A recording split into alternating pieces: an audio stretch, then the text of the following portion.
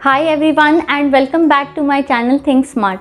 सो आज की वीडियो में मैं आपके साथ में शेयर करने वाली हूँ axis blue chip mutual fund के बारे में। तो बहुत सारी क्वेरीज और बहुत सारे क्वेश्चंस आ रहे हैं कि एक्सिस ब्लू चिप फंड से अभी एग्जिट कर लेना चाहिए या उसी में इन्वेस्टेड रहना चाहिए।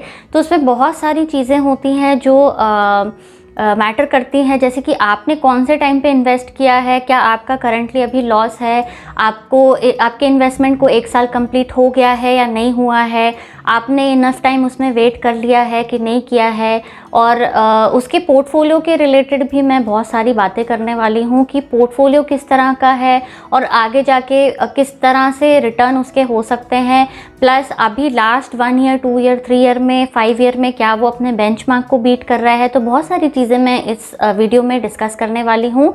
और इसके पहले मैंने तो एक वीडियो बनाई थी axis blue chip mutual fund के ऊपर। उस टाइम पे निफ्टी अपने ऑल टाइम हाई के बहुत ही ज़्यादा क्लोज था, और उसके पहले मैंने ये एडवाइस किया था कि आप थोड़ा सा वेट कर सकते हैं अपने रिटर्न्स की या लॉसेस की रिकवरी के लिए। तो उस टाइम पे ऐसा हुआ था कि रिटर्न्स जो थे काफ़ी इम्प्रूव हो रहे थे और काफ़ी लॉसेस में रिकवरी आ रही थी। बट अभी के टाइम पे आपको क्या करना चाहिए, तो इस वीडियो के हेल्प से आपको वो इन्फॉर्मेशन मिल जाएगी। So Axis blue chip mutual fund के रिटर्न्स के ऊपर बात करने से पहले मैं कुछ इम्पॉर्टेंट चीज़ें हाईलाइट करना चाहती हूँ। Axis blue chip mutual fund का जब मैंने पोर्टफोलियो देखा तो आई रियलाइज्ड कि जो टोटल पोर्टफोलियो है वो 37 स्टॉक्स का बना हुआ है। वहीं मैंने एक दूसरी तरफ एक ब्लू चिप म्यूचुअल फंड उठा करके देखा तो उसका जो टोटल स्टॉक होल्डिंग्स है वो 71 स्टॉक्स की है, और एवरेज जो कैटेगरी की स्टॉक होल्डिंग है वो है 50 के आसपास। तो यहाँ पे ये देखने को मिलता है कि जो भी स्टॉक है, जो पोर्टफोलियो है वो काफ़ी कॉन्सेंट्रेटेड है, मतलब सिर्फ 37 स्टॉक्स हैं।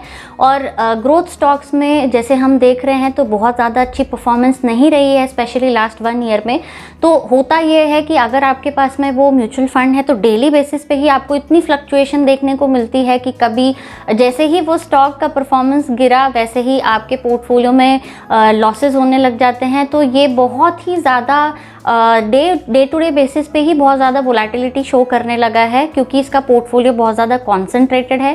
प्लस दूसरा इसका एक मुझे जो पॉइंट लगा वो कि 40% जो इसका होल्डिंग्स है वो banking and financial services sector में है, जो कि मुझे लगता है कि बहुत ज़्यादा होल्डिंग हो गया एक पर्टिकुलर सेक्टर में। तो अगर वो सेक्टर परफॉर्म नहीं कर रहा है तो डेफिनेटली आपका जो पोर्टफोलियो का लॉस काफ़ी आपको देखने को मिल सकता है। तो वहीं अगर हम दूसरे पोर्टफोलियोज़ को उठा करके देखते हैं तो उनमें बहुत सारा स्टॉक्स के स्पेसिफिक भी नंबर ऑफ स्टॉक्स ज़्यादा हैं, और दूसरा वेल डाइवर्सिफाइड पोर्टफोलियो है सेक्टर वाइज भी। और जो स्टॉक सिलेक्शन होता है टॉप 10 होल्डिंग्स का वो भी मुझे उतना ज़्यादा अट्रैक्टिव नहीं लगा एक्सिस ब्लू चिप फंड का।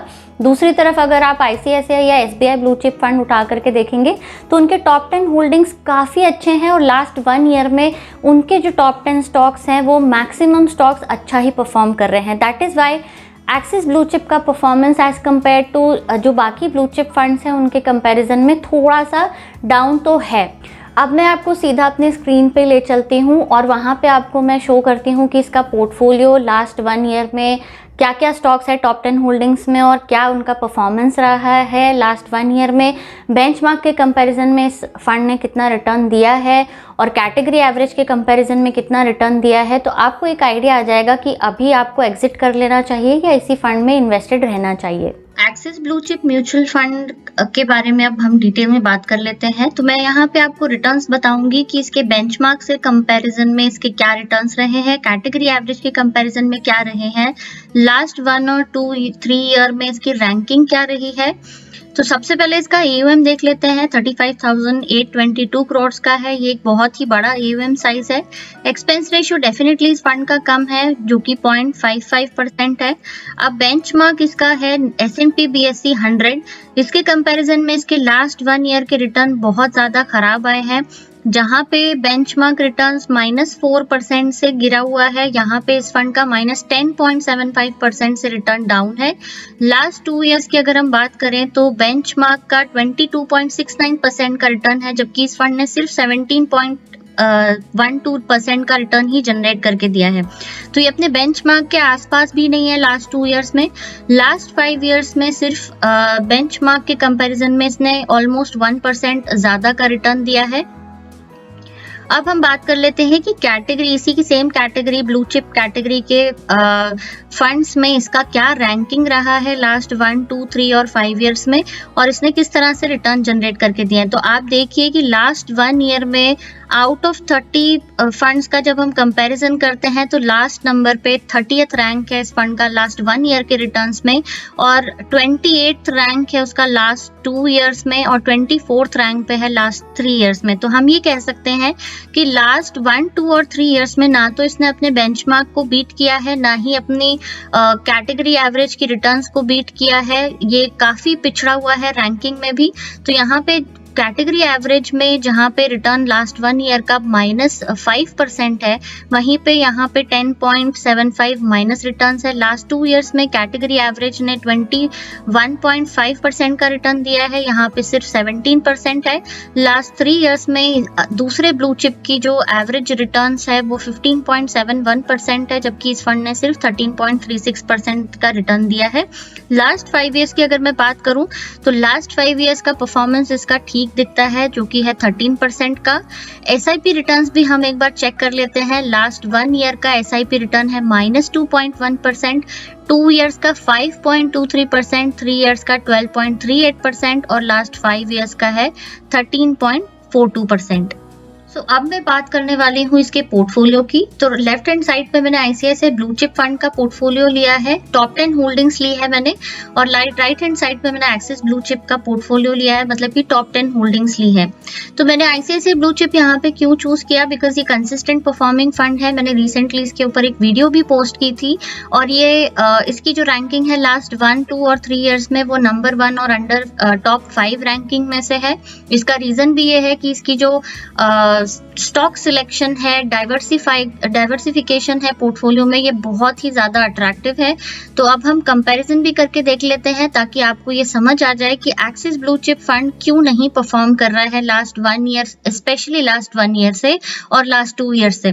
तो सबसे पहले अगर हम देखेंगे तो एक्सिस ब्लू चिप का जो पोर्टफोलियो है, जो टोटल नंबर ऑफ स्टॉक्स हैं इसके पोर्टफोलियो में, वो सिर्फ 37 है, जबकि कैटेगरी एवरेज के जो टोटल नंबर ऑफ होल्डिंग्स रहते हैं नॉर्मली वो 50 के आसपास रहते हैं।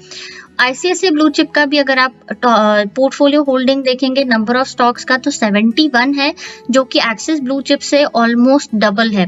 तो जब यहाँ पे कॉन्सेंट्रेटेड पोर्टफोलियो एक हो जाता है तो वहाँ पे ये पॉसिबिलिटी ज़्यादा रहती है कि अगर मार्केट में वोलेटिलिटी ज़्यादा है, मार्केट में बहुत ही फ्रीक्वेंट हमें करेक्शन देखने को मिलता है, मार्केट बहुत जल्दी डाउन होके फिर रिकवर होता है, तो इतनी सारी वोलेटिलिटी के चलते अगर आपका जो पोर्टफोलियो है वो ज़्यादा कॉन्सेंट्रेटेड रहेगा तो डेफिनेटली ये होगा कि जो रिटर्न्स आएंगे वो आपके डेफिनेटली कम ही आएंगे, डाउन साइड जो मार्केट का प्रोटेक्शन होता है वो उतना अच्छा नहीं रहेगा। तो वेल डाइवर्सिफाइड पोर्टफोलियो होना बहुत ज़्यादा ज़रूरी है, स्पेशली जब मार्केट स्टेबल नहीं है। तो अभी इसके हम स्टॉक्स देख लेते हैं कि टॉप 10 होल्डिंग्स में क्या है और लास्ट 1 ईयर के उनके रिटर्न्स किस तरह से आए हैं। तो बजाज फाइनेंस लिमिटेड की जो होल्डिंग्स है वो 9.5% है और ICICI बैंक लिमिटेड की 9.5% है।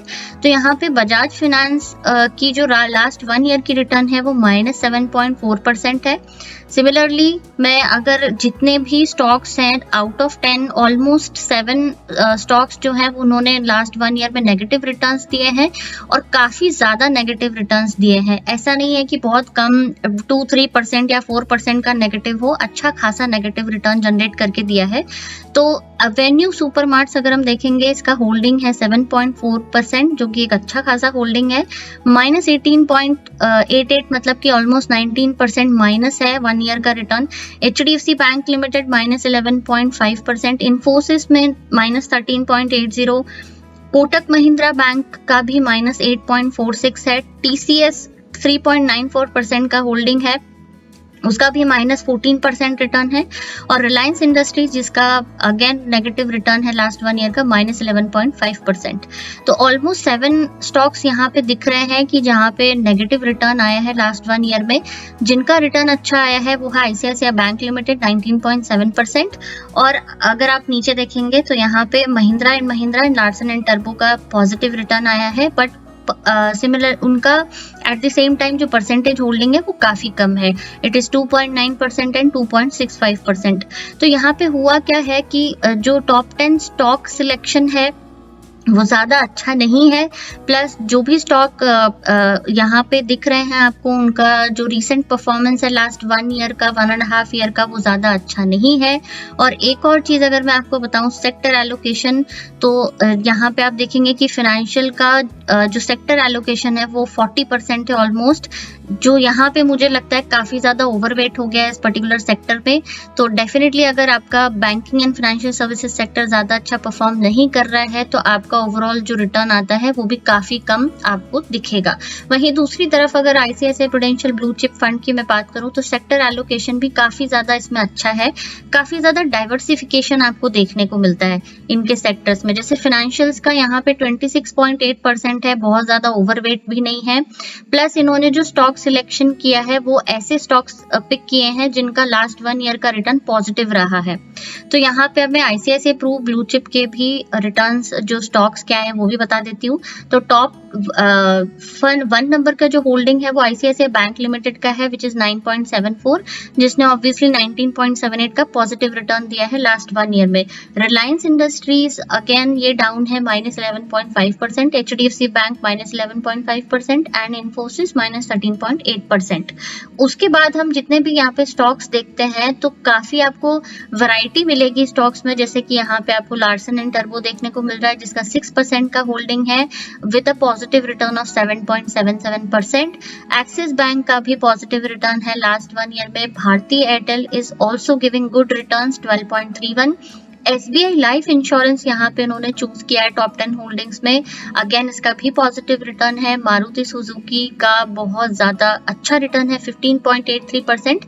एचसीएल टेक्नोलॉजीज लिमिटेड का एलोकेशन जो है होल्डिंग्स का वो सिर्फ 2.5% है और यहाँ पे ये स्टॉक नेगेटिव है। तो आप खुद देख सकते हैं कि टॉप 10 स्टॉक्स का जो सिलेक्शन होता है वो कितना ज्यादा इंपॉर्टेंट होता है, क्योंकि आपका ओवरऑल पोर्टफोलियो का 60% तो आपकी टॉप 10 होल्डिंग्स ही होती हैं। अगर वही परफॉर्म ना करे तो डेफिनेटली आपको लॉन्ग टर्म में भी इसके रिटर्न्स नेगेटिव या अच्छे देखने को नहीं मिलेंगे। सो आई होप ये वीडियो आपको हेल्पफुल लगी होगी। अगर आपको मेरी वीडियोस और कंटेंट हेल्पफुल लग रहा है और आपको कुछ नया सीखने को मिल रहा है, कुछ हेल्प मिल रही है, तो प्लीज़ मेरे चैनल को सब्सक्राइब करिए और मुझे इस जर्नी में आप सपोर्ट करिए। मिलती हूँ मैं अपने नेक्स्ट वीडियो में। Till then bye bye, take care.